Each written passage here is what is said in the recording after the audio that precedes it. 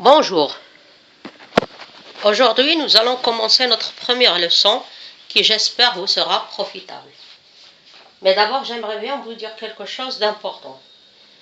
Pour mieux maîtriser la langue française, il faut avoir un certain bagage linguistique, c'est-à-dire avoir de bonnes connaissances grammaticales, essayer d'acquérir un vocabulaire riche et pouvoir conjuguer les verbes aisément, quel que soit leur groupe ou leur forme. En premier temps, nous allons découvrir le rôle de deux verbes essentiels de la langue française dans la phrase. Il s'agit des verbes auxiliaires être et avoir. Commençons par le verbe être.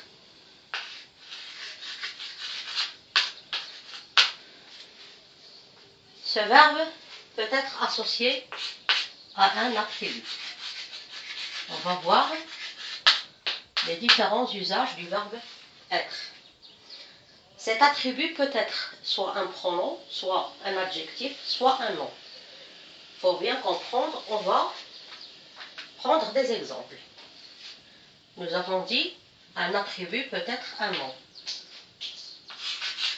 Amina est une fille sérieuse.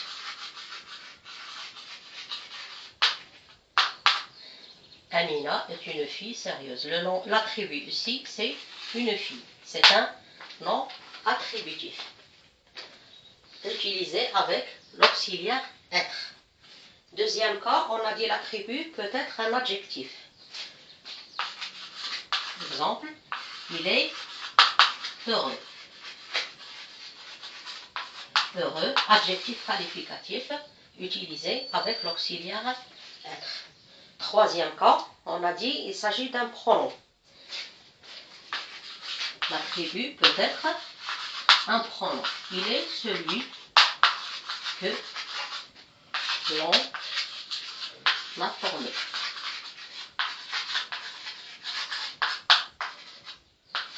Celui est un pronom.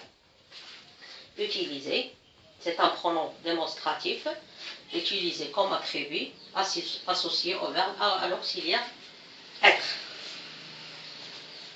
Dans ces cas, dans ces trois cas-là, on constate que le verbe être joue le rôle de copule, c'est-à-dire il réunit les deux parties de la phrase. On voit bien qu'il réunit les deux parties de la phrase. Être peut réunir le sujet à un complément précédé d'une préposition. Exemple, de, pour, avec, sans. On va voir des exemples.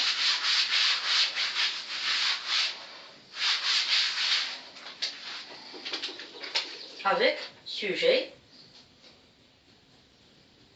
et préposition. Il est du Maroc, c'est-à-dire il est originaire du Maroc. Il est du Maroc. Ici, l'auxiliaire être est utilisé avec un sujet et un complément précédé d'une préposition. Ici, la préposition, c'est du. Autre cas, autre exemple, il est son travail. Son travail. C'est la même chose. Ici, c'est un complément précédé d'une préposition. Là, la préposition, c'est son. Lorsque le verbe être est sous la forme de c'est. C'est. C'est est une formule d'introduction, de présentation ou d'explication. Elle peut être utilisée avec un nom. Par exemple, c'est mon ami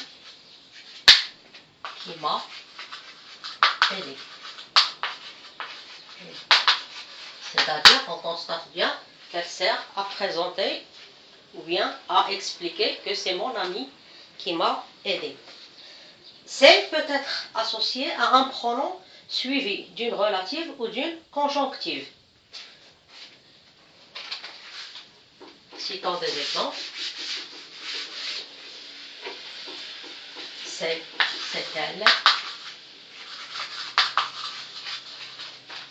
C'est elle qui t'a écrit. Ici, nous avons une relative qui t'a écrit.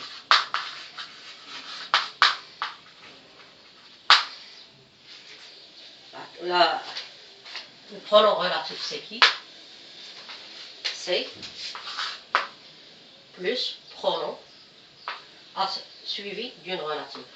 C'est elle, le pronom relatif est là.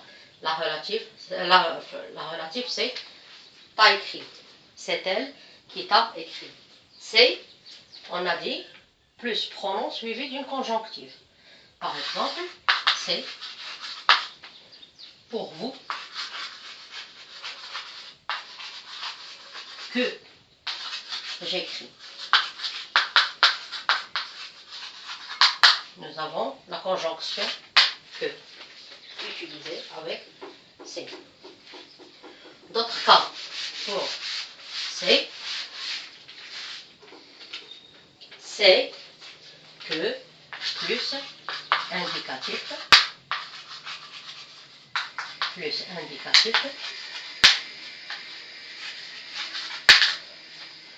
ou bien ce n'est pas que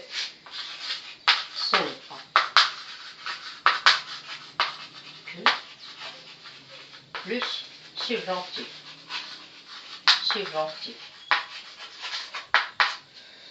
Ces deux expressions introduisent une proposition causale. À travers des exemples, on va bien comprendre. Elle n'est pas venue.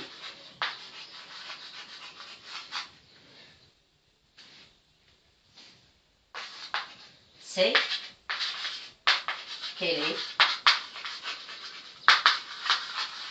malade.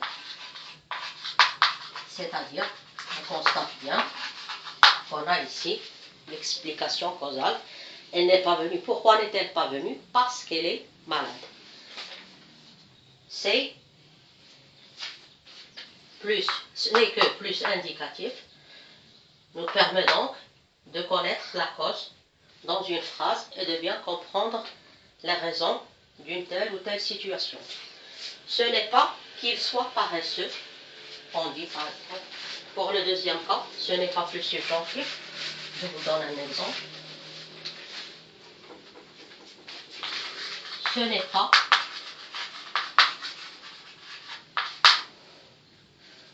qu'il soit paresseux,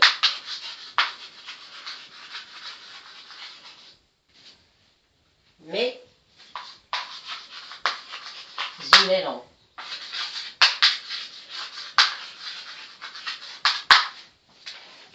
On dit ce n'est pas qu'il soit paresseux, ce n'est pas plus subjonctif. Le subjonctif ici, c'est le verbe être conjugué au subjonctif, mais il est lent. C'est-à-dire, on donne la raison pour laquelle on ne peut pas le juger comme quoi il est paresseux. Il n'est pas paresseux de nature, mais il est lent. C'est-à-dire, peut-être on lui a confié un travail à faire, ou peut-être il ne peut pas exercer un métier, mais on explique que c'est seulement parce que il est de nature très lent, lorsqu'il peut-être il effectue un travail. Mais ce n'est pas parce qu'il est paresseux. La cause, c'est la lenteur, tout simplement.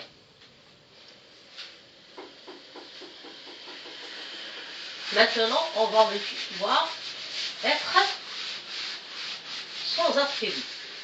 Être sans attribut. Sans attribut. Exprime l'existence. On dit je suis, tu es, il est, elle est, nous sommes, vous êtes, etc. Maintenant, on dit que être sert d'auxiliaire pour les temps simples de la voix passive. qu'on découvrira plus tard. Exemple, il est respecté. Respecté par autrui. Il est respecté par autrui. On a utilisé le verbe respecter à la voix passive et on s'est servi du verbe être comme auxiliaire. Il est respecté. Le verbe être sert d'auxiliaire aussi pour les temps composés des verbes pronominaux.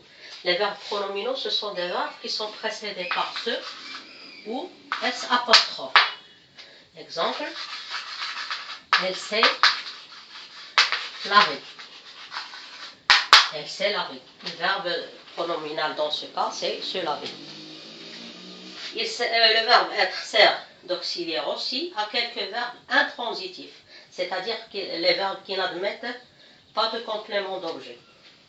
Exemple, venir, courir, arriver.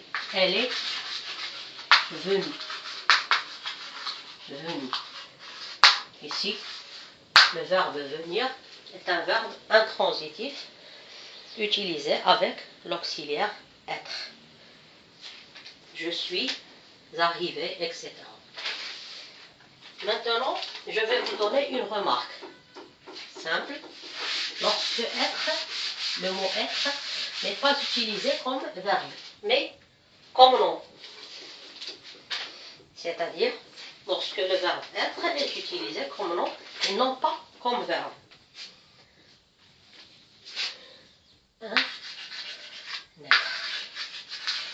Dans ce cas-là, il s'agit d'un nom masculin qui désigne ce qui possède une existence. On dit un être humain, un être vivant.